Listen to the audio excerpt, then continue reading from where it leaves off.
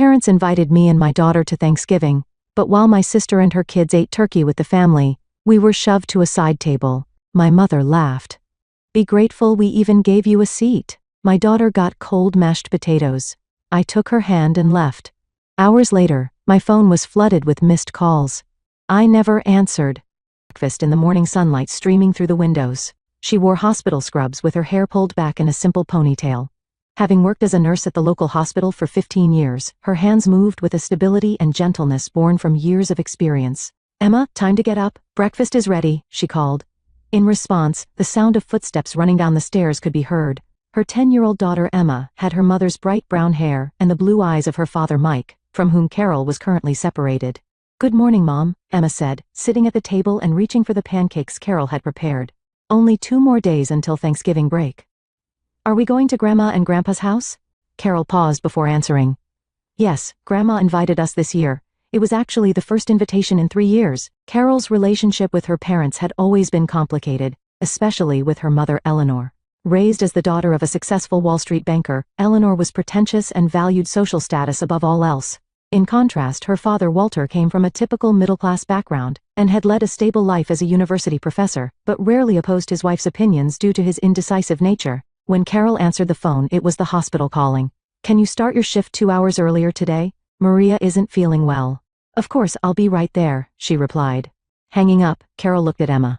I'm sorry, sweetie, but I need to leave a little early today. Trisha's mom will pick you up after school. I should be home by 7. Emma nodded, accustomed to the situation. In her own way, she understood that her mother worked hard to raise her alone. As Carol started the car engine, she found herself lost in thought. She remembered the day 5 years ago when her relationship with her husband Mike deteriorated, and he moved to another city in what they called a temporary assignment.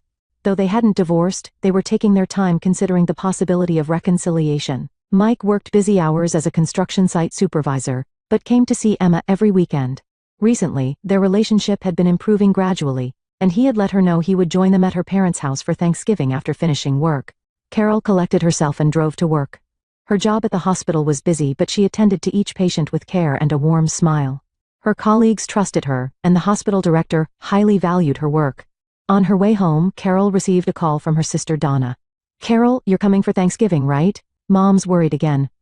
At 42, Donna was a partner at a well-known local law firm. Having received all the love and affection from their parents, especially their mother, her position within the family was stable, unlike Carol's. Yes, I'm coming. Mike will be joining us later too. Mike too? Are you two getting back together? There was obvious surprise in Donna's voice. I'm not sure yet, but we're talking about trying again for Emma's sake. I see. Donna's response was ambiguous. Anyway, let's meet on Thursday. Jason and Lily are looking forward to it. With a 12-year-old son and 8-year-old daughter, Donna valued having the whole family together for Thanksgiving each year.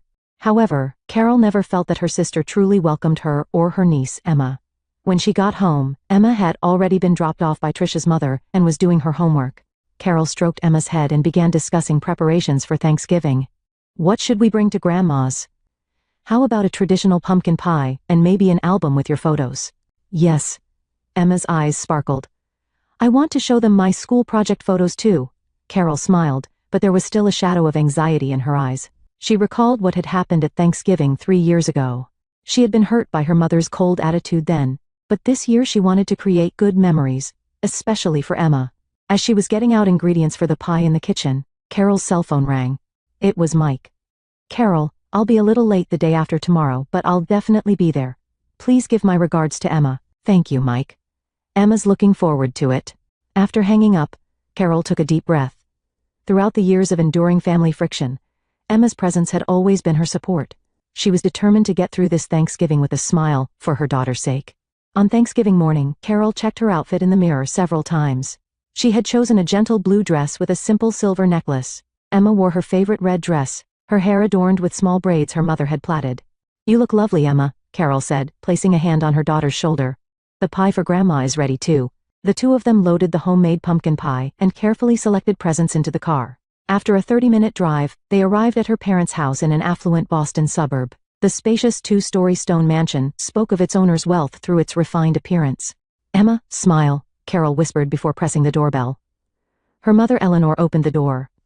Even at 65 she hadn't lost her elegance, wearing pearl necklaces and an expensive tweed ensemble. "Oh, you've arrived early." Eleanor's words of welcome lacked warmth. "Hello, Mother." "Thank you for inviting us," Carol responded with a tense smile. "Hello, Grandma," Emma greeted cheerfully. Eleanor merely patted Emma's head lightly before leading them into the house. In the living room, her sister Donna and her family, along with Walter and other relatives, were already chatting. "Hello, Donna, Stanley," Carol greeted her sister's husband as well. Donna hurriedly gave her a kiss on the cheek before immediately returning to her conversation with another relative. Her children, though noticing Emma, made no effort to approach her. Only Walter stood up to give Carol and Emma welcoming hugs. "I'm glad you came," Walter whispered in Carol's ear. "I'm sorry for being a weak father." Carol's heart ached at her father's words, but she didn't show it in her expression. Taking Emma's hand, she offered the gifts they had brought. "Mother, these are our Thanksgiving presents." I included photos of Emma's school projects too.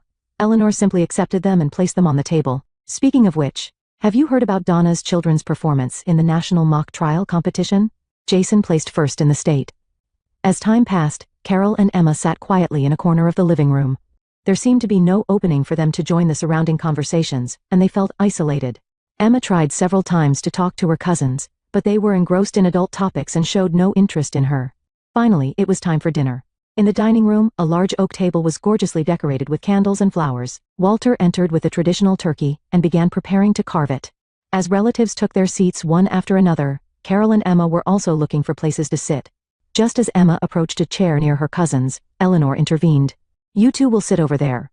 She pointed to a small side table placed in a sort of hallway between the kitchen and dining room. The cheap folding table with visible joints had only 2 plastic chairs beside it. The color drained from Carol's face.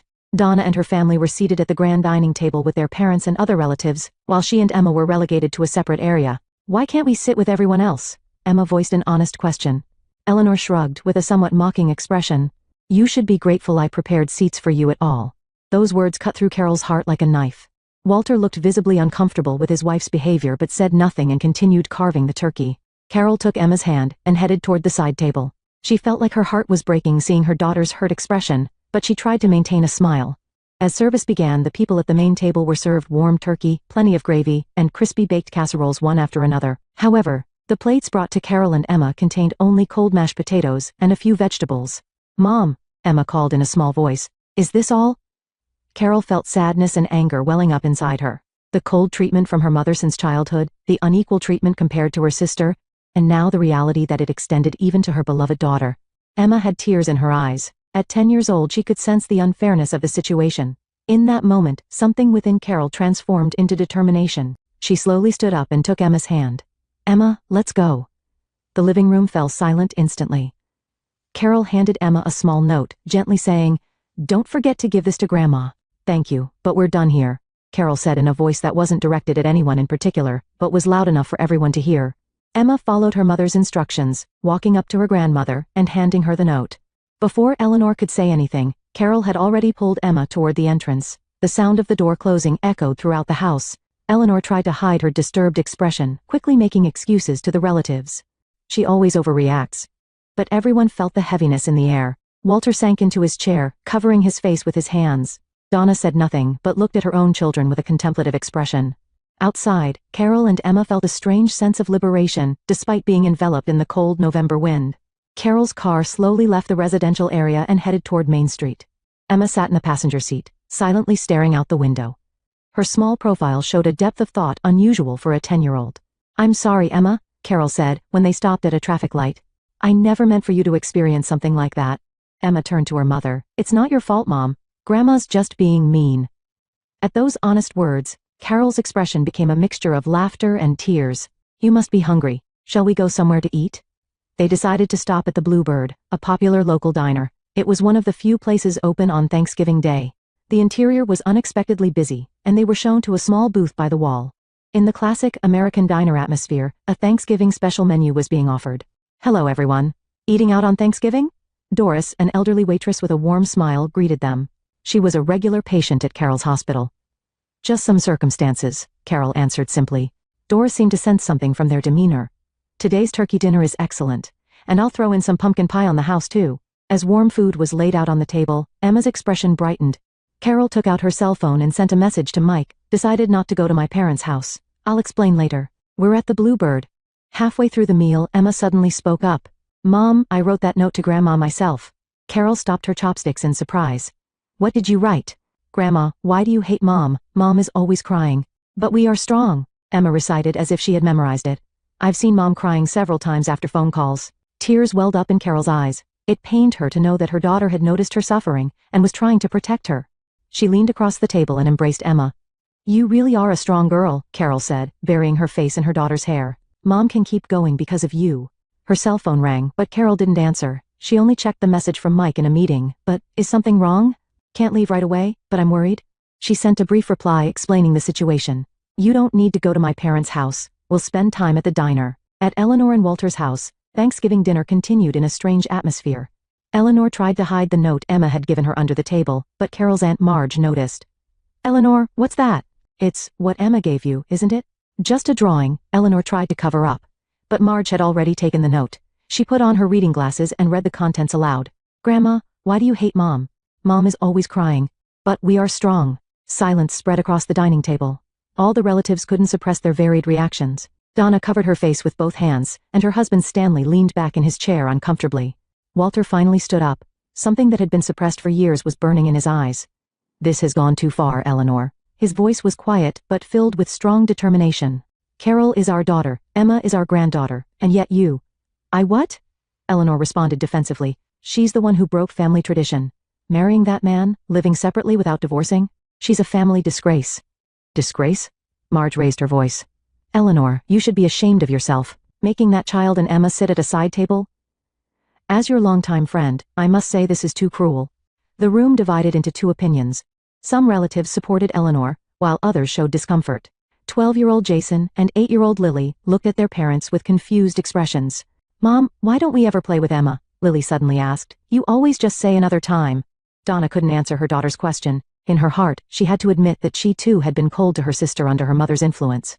The meal continued in silence. Around the time dessert was served, the doorbell rang. When Walter opened the door, Mike was standing there. He looked a bit tired in his business suit but greeted politely.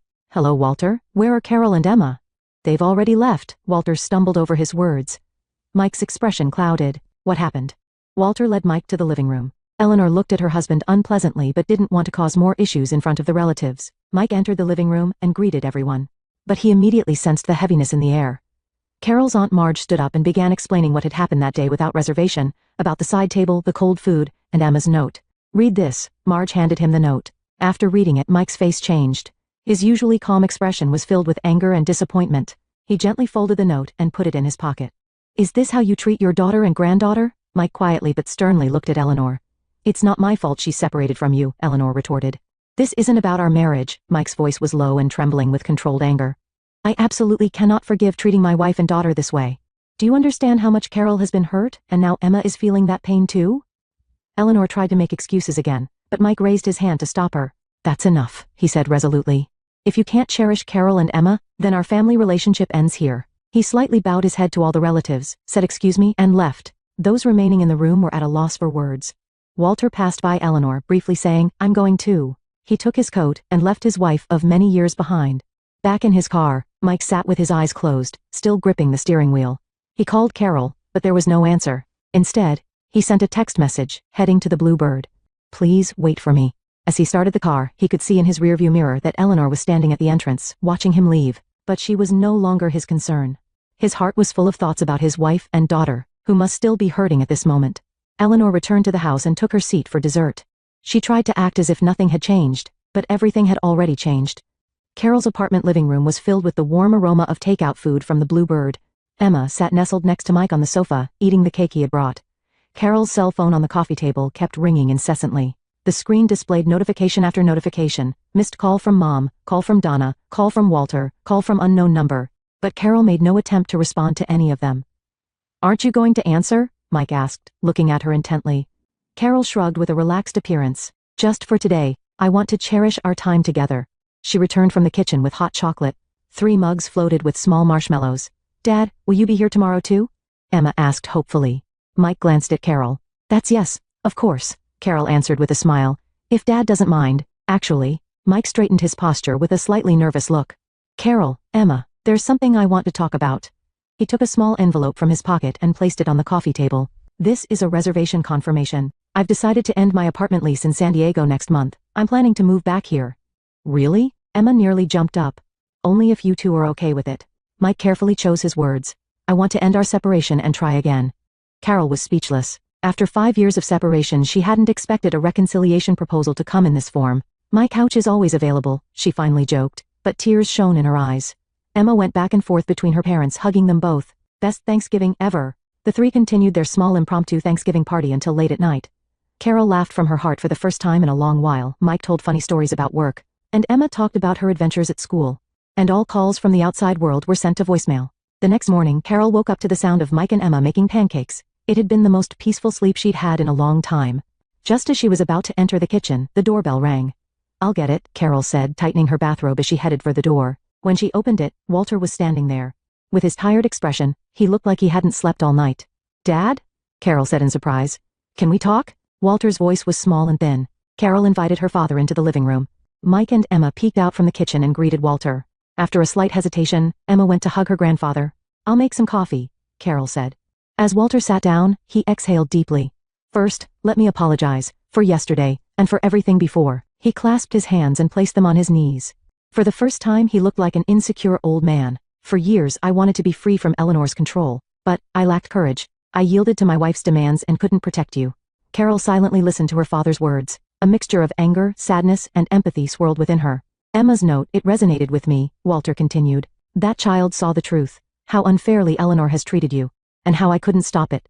Last night, for the first time, I didn't go home, he admitted, somewhat embarrassed. I stayed at a hotel and thought all night. Carol, I should have protected you more. Tears fell from his eyes. In his 67 years of life, Carol had never seen Walter cry in front of others. Dad. She searched for words. I've blamed you too. But now I understand that Mom also had issues. Mike brought coffee and quietly joined the conversation. Walter, Carol, and Emma are wonderful people. Don't you think they deserve to be cherished by their family? Walter nodded. Of course. That's why I want to change. I'm going to reconsider my relationship with Eleanor too. She's suffering as well. Her mother did the same things to her. At those words, Carol was prompted to consider the background of her mother's behavior for the first time. A chain of hatred, she thought. About a week later, an unexpected visitor appeared. Saturday afternoon, shortly after Emma returned from ballet lessons, Eleanor was standing at the door of Carol's apartment. She looked smaller than usual and held a small paper bag in her hand. May I come in? Eleanor's voice was different from her usual confident tone. Carol silently invited her mother in. When Emma saw her grandmother, she half hid behind Mike. What do you want? Carol asked, crossing her arms. Your embarrassing behavior caused Eleanor habitually began to blame, but her expression soon softened. No, that's not it. Grandma. Emma suddenly stepped forward. Don't hurt Mom. Her eyes gazed straight at Eleanor. The pure sense of justice of a child and a sharper insight than adults was evident in her expression. For the first time, disturbance was visible in Eleanor's eyes. She knelt before Emma, meeting her gaze. Grandma might have been wrong. Mike had been silently watching the situation, but here he quietly said, Emma sees the truth. She's much wiser than us adults. Eleanor slowly stood up and offered the paper bag she had brought to Carol. This is for Emma, a hand-knitted sweater. I knitted it myself. Carol was surprised. She had never heard of her mother knitting by hand. Your mother, that is, my mother, was cold to me too, Eleanor quietly confessed.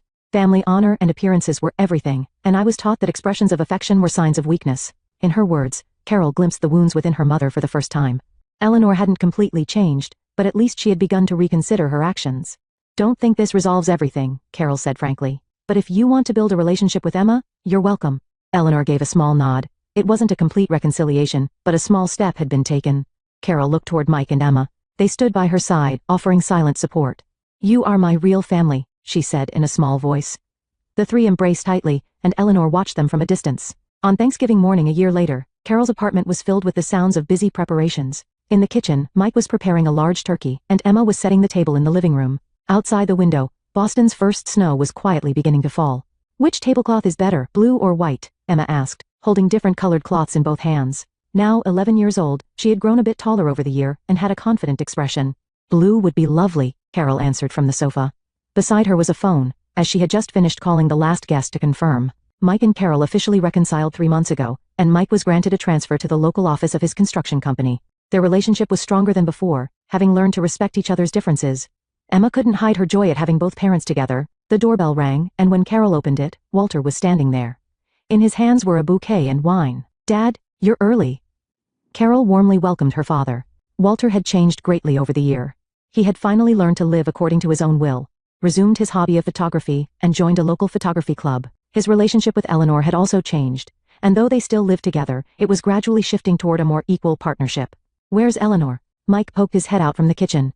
"She'll be here soon," Walter answered. "She's a bit nervous." Eleanor had initially said she wouldn't participate in this year's Thanksgiving, but ultimately decided to come alone. She hadn't completely changed, but she had started attending psychological counseling once a week and was confronting her behavioral patterns. The doorbell rang again, and this time Donna and her family arrived. Since last Thanksgiving, Donna had also begun to reflect on her actions.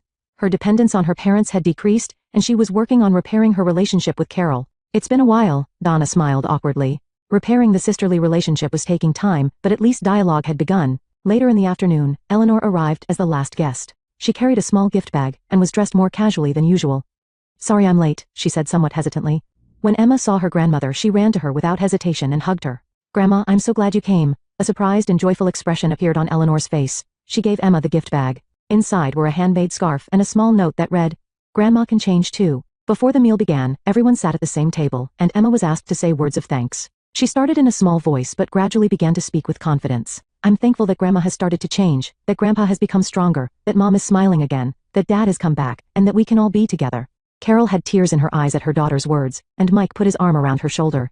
Across the table, Walter was gently holding Eleanor's hand. Tears also shone in Eleanor's eyes. Everyone sat at the same table, and warm mashed potatoes were distributed to all. There's no such thing as a perfect family anywhere. But wounded hearts were gradually healing, and new bonds were being formed. That was the true meaning of this Thanksgiving.